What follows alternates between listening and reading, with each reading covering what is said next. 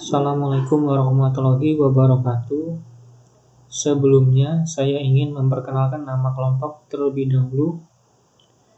Yang pertama, Robiah dengan NIM G211190115 dengan saya sendiri, Muhammad Rizky Wijaya Kusuma G211190139. Di sini saya akan mempresentasikan hasil paper yang telah kami baca. Terdapat 10 paper mengenai COVID-19. Baik, langsung ke paper yang pertama. Judul paper, COVID-19 World Vaccination Progress Using Machine Learning Classification Algorithm. Tahun paper, Desember 2019.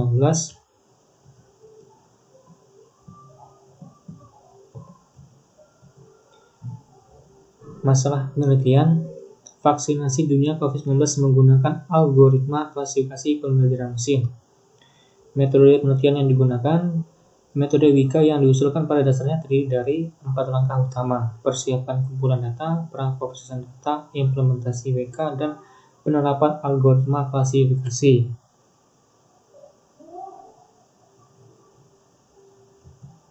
Pembahasan penelitian. Penelitian ini tidak menggunakan algoritma SVM karena standar SVM tidak cocok untuk klasifikasi kumpulan data dasar. Meskipun memiliki dasar teoritis yang kuat dan klasifikasi yang tinggi ketepatan. Ini karena kesulitan pelatihan SVM adalah sangat tergantung pada ukuran dataset. Kesimpulan, kami mengambil dataset tentang vaksin dunia COVID-19 kemajuan dan telah memproses informasi ini menggunakan 4 algoritma. Pertama, pohon keputusan tangga terdekat, acak, dan Navier Bayes. Algoritma klasifikasi ditemukan di alat penambangan data WK.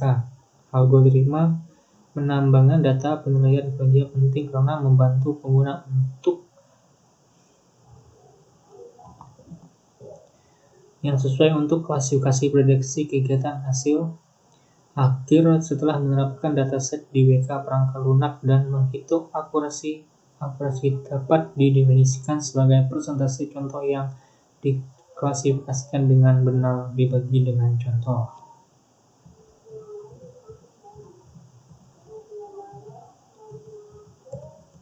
Paper yang kedua, judul paper A Split and All-Driven System and Big Mac Dataset for Hierarchical Community Level Risk Assessment to Help Combat COVID-19. Tahun terbit 2020.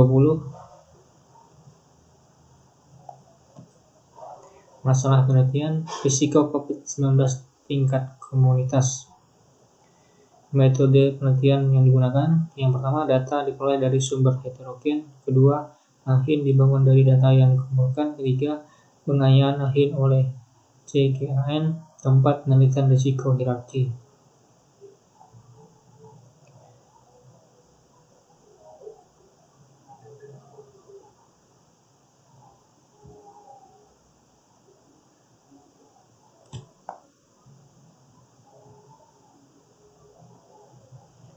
Pembahasan penelitian, kebutuhan kritis untuk bertindak segera dan sengaja dalam situasi yang berubah dengan cepat ini. Kami telah mengarahkan sistem satelit, yaitu sistem yang digerakkan oleh AI untuk secara otomatis menyediakan penelitian risiko tingkat komunitas hierarkis terkait dengan COVID-19 untuk uji publik.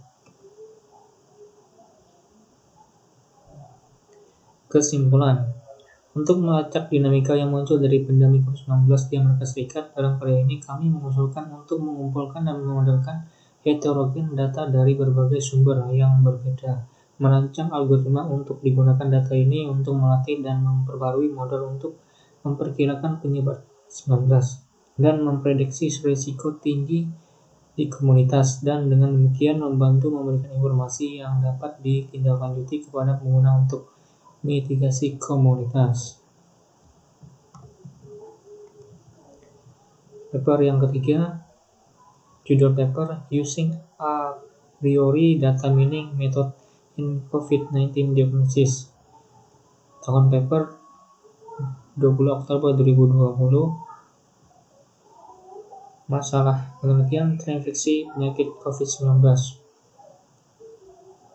Metode penelitian yang digunakan algoritma Agremi diperkenalkan oleh Agrawal pada tahun 1993. Algoritma ini banyak digunakan untuk membuat aturan asosiasi antar data. Dua parameter penting diperhitungkan saat membuat aturan. Parameter ini kepercayaan diri, nilai presisi, koneksi yang kuat, dan nilai dukungan antara item dalam kumpulan data, menunjukkan persentase kombinasi dari item kumpulan data. Pembahasan penelitian. Pembelajaran mesin adalah kumpulan mesin untuk membuat keputusan dalam situasi baru, menggunakan data dalam kumpulan data yang diberikan sebagai pengalaman. Dalam pembelajaran mesin, data kumpulan data adalah sumber pengalaman yang sangat penting. Dalam kumpulan data, gejala penyakit pengidap virus corona, orang yang dipantau dan orang tanpa gejala ditampilkan. PUS, pasien dalam pengawasan, melaju pada pasien di bawah pengawasan.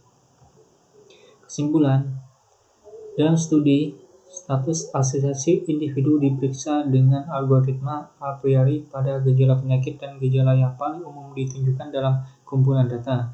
Dalam diagnosis penyakit COVID-19 telah diamati bahwa ada gejala penyakit ditentukan dalam kode A01 sampai A07. Telah diamati bahwa jika A04 dan A01 dan A02 adalah keduanya bersama-sama ada, dan jika A04 dan A01 keduanya bersama-sama ada, A02 ada di 100% dari pasien.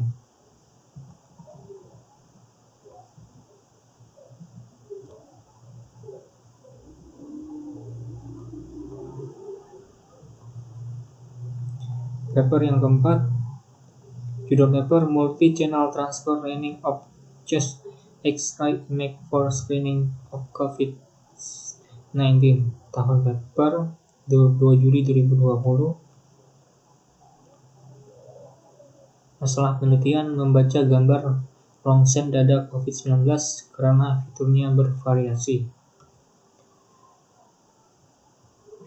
Metode penelitian, kami pertama-tama menyempurnakan arsitektur CNN yang awalnya diinisialisasi pada data gambar alami. Di sini model 3 ResNet adalah disesuaikan berdasarkan 3 kelas yang berbeda, normal, fenomena, dan COVID-19. Gambar ketiga, model A disesuaikan berdasarkan dataset A untuk mengklasifikasikan yang normal dari yang sakit, yaitu fenomena dan COVID-19. Kasus dataset B dimasukkan dalam model B untuk mengidentifikasi apakah gambar tersebut terkait dengan fenomena atau tidak, yaitu normal dan COVID-19. Model C disempurnakan berdasarkan dataset C untuk mengklasifikasikan COVID-19 dari kasus non-COVID-19, yaitu normal dan fenomena. 3 model ini telah dilatih sebelumnya secara paralel untuk mempelajari fitur masing-masing untuk mengklasifikasi normal, fenomena, dan gambar COVID-19.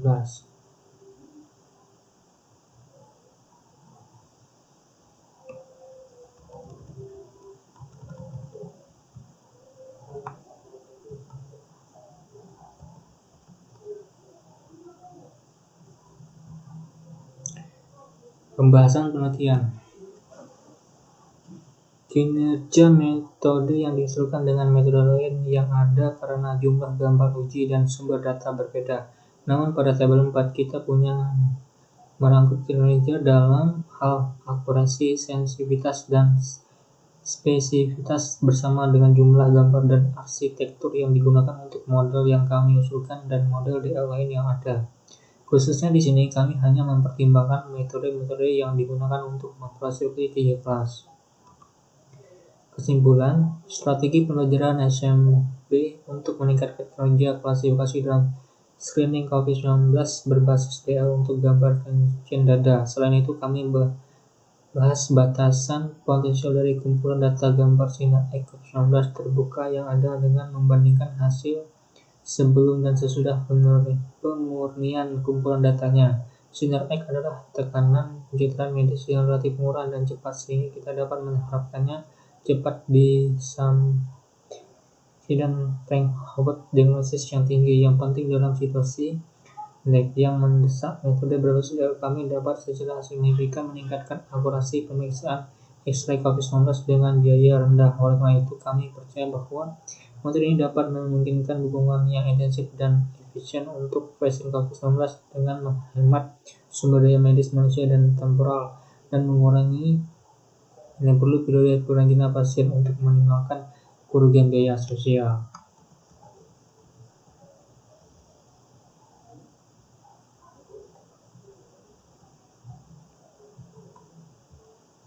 Selanjutnya, paper yang kelima, judul paper Data Mining and Machine Learning Technique and Prediction of COVID-19 Outbreak, Recent Review, tahun paper 2020.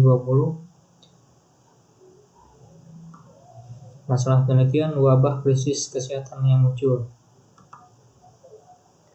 Metode penelitian yang digunakan yang pertama,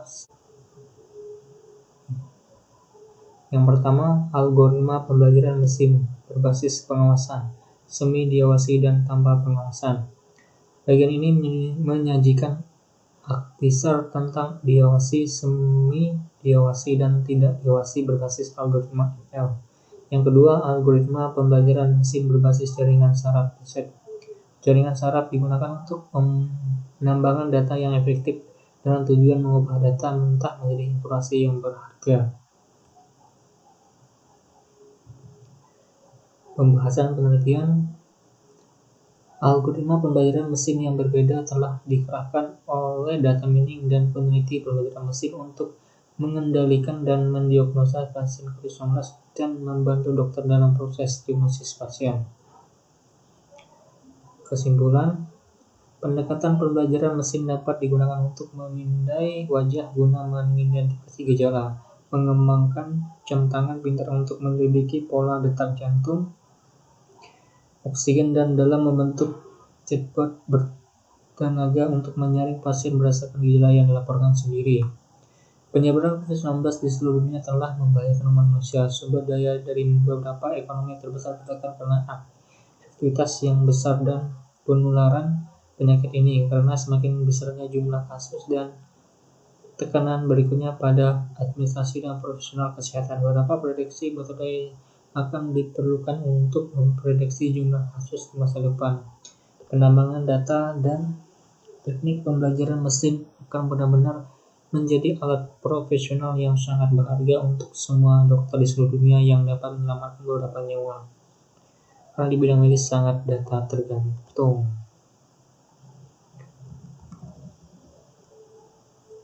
Baik, selanjutnya paper 6 sampai dengan 10 saya serahkan kepada saudara Robia untuk menjelaskan lebih lanjut. Baik, saya akan melanjutkan presentasi dari saudara Rizky, yaitu paper ke-6 sampai ke-10. Di paper 6 ini memiliki judul paper Predicting COVID-19 Incident Using Data Mining Technique or Case Study of Pakistan. Tahun paper 1 Desember 2020. Untuk masalah penelitiannya, jumlah kasus corona semakin hari semakin meningkat dengan cepat. Selanjutnya, metode penelitian. Metode penelitian pada paper ini menerapkan algoritma yang berbeda pada kumpulan data dan memberikan sebuah hasil dalam 4 fase. Pada fase pertama, pra-pemrosesan data dan transformasi data. Dan yang kedua, fase kedua, penelitian dari pelatihan model. Dan yang ketiga, model memvalidasi keakuratan. Dan yang keempat, fase keempat, memberikan sebuah hasil dan perakiraan untuk 58 hari ke depan. Selanjutnya, pembahasan penelitian. Pada paper ini membahas pembelajaran mesin adalah salah satu perkembangan signifikan dalam 10 tahun terakhir ini. Dalam aplikasi kecerdasan buatan, melatih mesin dengan menyediakan data yang tersedia dan mesin dapat menggunakan jaringan syaraf tiruan pada beberapa pola untuk memberikan sebuah hasil yang maksimal. Selanjutnya, kesimpulan. Pada paper ini memiliki kesimpulan bahwa penelitian ini mengetahui tren masa depan di situasi dengan bantuan teknik data mining regresi linear, dengan bantuan 3 kumpulan data kumulatif yang berbeda dari kasus yang pulih, meninggal, dikonfirmasi, dan metodologi yang telah diusulkan. Bahwa tingkat infeksi akan meningkat secara bertahap. Dan bahwa tingkat pemulihan akan meningkat dengan cepat dibandingkan dengan tingkat kematian di masa depan.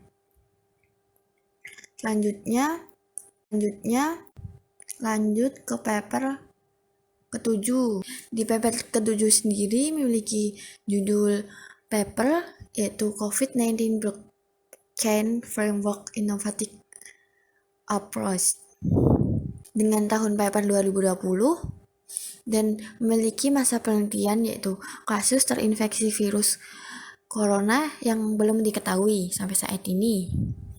Selanjutnya, metode penelitian pada paper 7 ini ada 4 tahap. Yang pertama, sistem pemeriksa infeksi. 2. Platform blockchain. Ketiga, sistem pengawasan massal. Dan keempat, aplikasi P2P mobile. Selanjutnya, pembahasan penelitian. Pembahasan penelitian pada paper ini yaitu penelitian yang bertujuan menyelidiki dan mengembangkan pendekatan inovatif untuk memverifikasi dan mendeteksi kasus terinfeksi virus corona yang belum diketahui dan memperkenalkan kerangka kerja blockchain. Pertama, dapat digunakan untuk membantu pemerintah dan otoritas kesehatan untuk mendeteksi kasus terinfeksi yang belum diketahui sampai saat ini, serta memperkirakan dan memprediksi secara otomatis risiko penularan. Fitur terbaru ini diperkirakan akan menjadi basis dukungan dalam mengambil keputusan yang penting oleh pemerintah, otoritas kesehatan, dan semua warga Indonesia.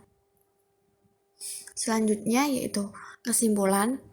Kesimpulan pada paper ini yaitu kerangka kerja yang bertujuan menginvestigasi komprehensif pertama dalam memanfaatkan desentralisasi desain, komunikasi peer-to-peer, pemrosesan waktu yang nyata, dan keunggulan timestamping teknologi blockchain untuk mengembangkan sistem P2P yang mampu memecahkan banyak tantangan penyebaran virus. Kerangka kerja saat ini sedang dikembangkan dan diimplementasikan sebagai sistem baru yang terdiri dari 4 komponen, yaitu subsistem pemeriksa infeksi, platform blockchain, P2P mobile aplikasi, dan sistem pengawasan massal untuk menyelidiki realisme dan efisiensi dari kerangka yang telah diusulkan.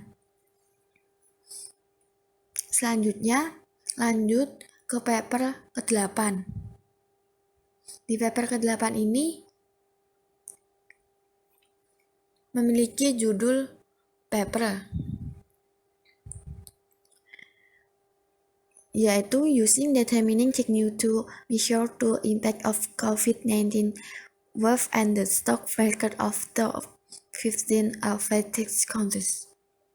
Dengan tahun paper yaitu 2020 dan masalah penelitian pada paper ini yaitu penurunan yang lebih tinggi di pasar saham menunjukkan jumlah kasus yang dikonfirmasi sangatlah lebih tinggi. Selanjutnya, metode penelitian pada paper ini pertama memanfaatkan kumpulan data yang diketahui dan melakukan data eksplorasi analisis untuk mengidentifikasi nilai-nilai yang hilang dan menyaring data dari mereka. Kemudian menerapkan median operasi untuk menghindari nilai outlier dan membuat data yang sangat teliti. dan menggunakan data mining group by operasi untuk mengekstrak jumlah yang dikonfirmasi, pemulihan, dan kasus kematian. Menerapkan operasi filter pada data yang diekstraksi untuk mengidentifikasi 15 negara teratas yang terkena dampak buruk virus corona. Dan juga mengidentifikasi secara spesifik jumlah kasus yang dikonfirmasi dari 15 negara. Dan kumpulan data pasar saham dimasukkan untuk dibawa dan dianalisis 15 negara teratas yang terkena dampak untuk membandingkan perubahan ekonomi mereka dengan Pakistan. Selanjutnya, pembahasan penelitian.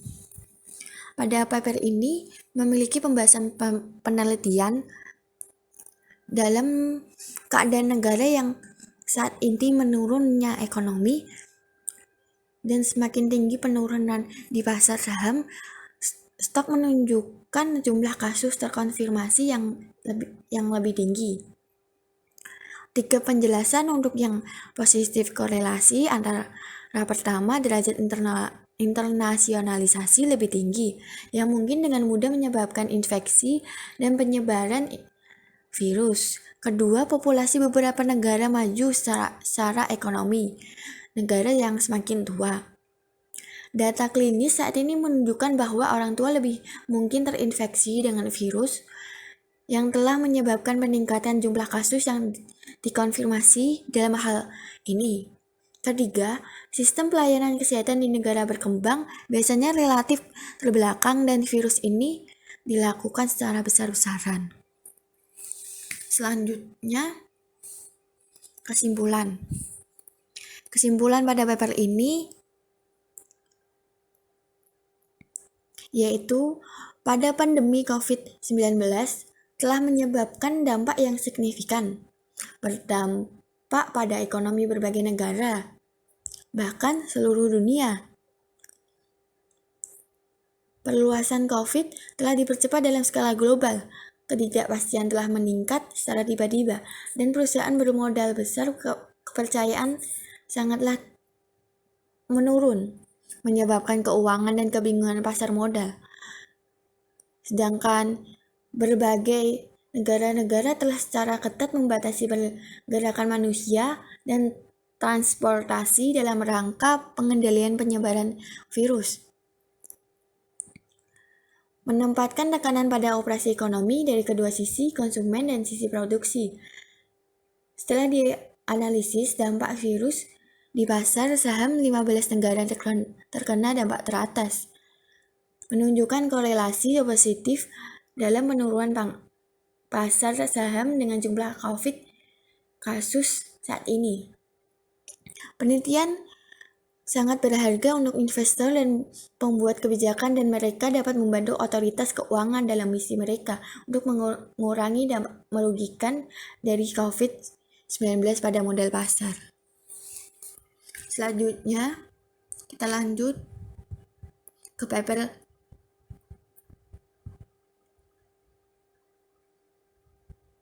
9.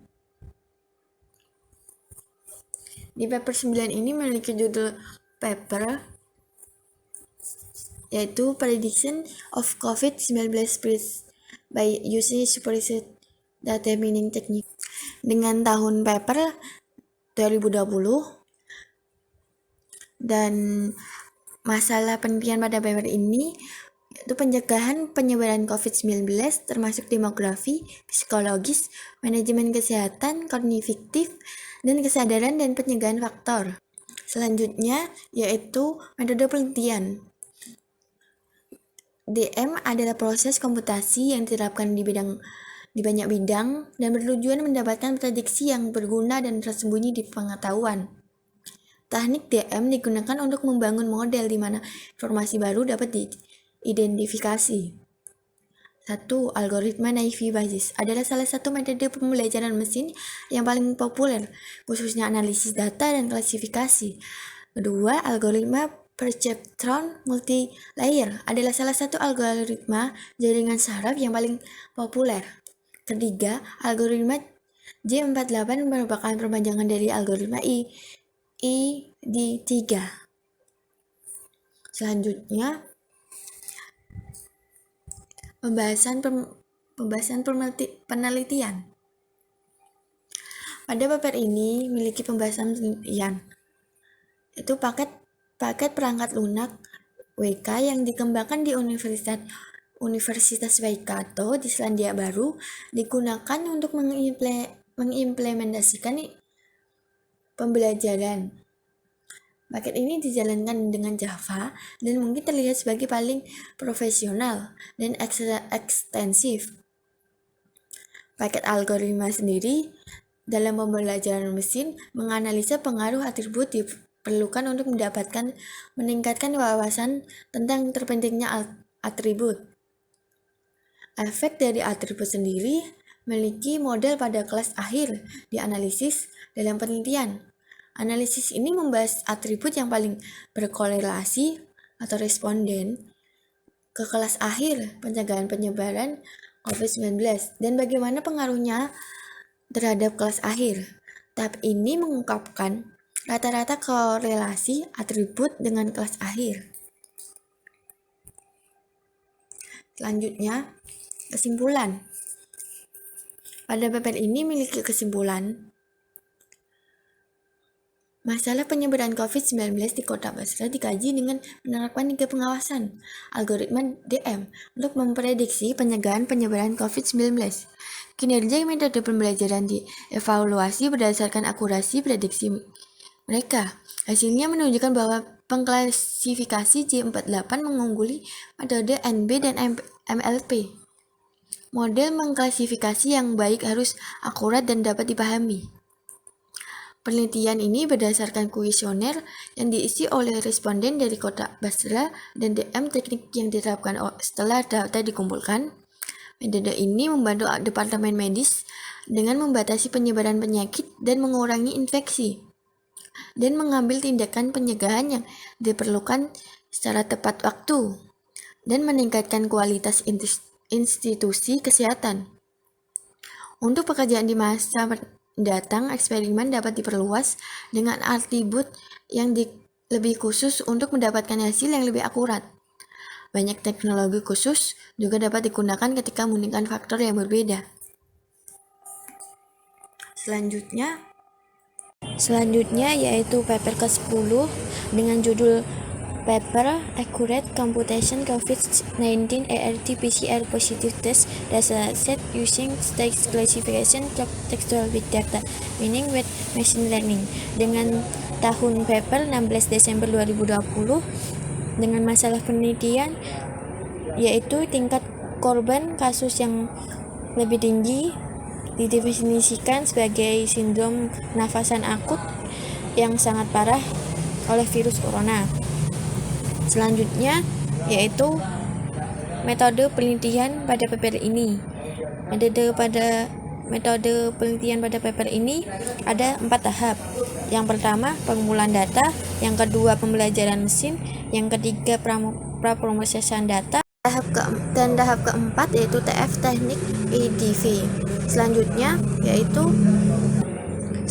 yaitu pembahasan penelitian. Di paper ini membahas metode yang telah diusulkan ditingkatkan dengan fitur ekstraksi dataset COVID-19. Ada sistem yang telah diusulkan dalam hal sensitivitas, spesifitas, akurasi klasifikasi, corona, waktu, kompleksivitas, dan metode prediksi. Dan selanjutnya yaitu kesimpulan. Paper ini memiliki Kesimpulannya yaitu teknik pembelajaran mesin digunakan untuk mengklasifikasikan pasien yang dinyatakan positif corona menjadi 3 kelas, yaitu ringan, mood, parah, dan parah.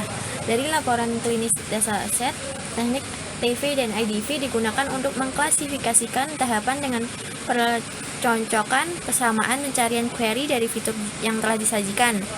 Dalam laporan kasus uji ini, probabilitas telah dianalisis dari fitur yang telah ditetapkan untuk mendeteksi stadium pasien yang diinfeksi COVID-19. Dalam percobaan ini menunjukkan akurasi tinggi untuk mengklasifikasikan tahapan COVID-19 dengan minimum beberapa kali dari hasil yang cukup baik. Sekian dari presentasi di kelompok kami, kurang lebihnya mohon maaf. Wassalamualaikum warahmatullahi wabarakatuh.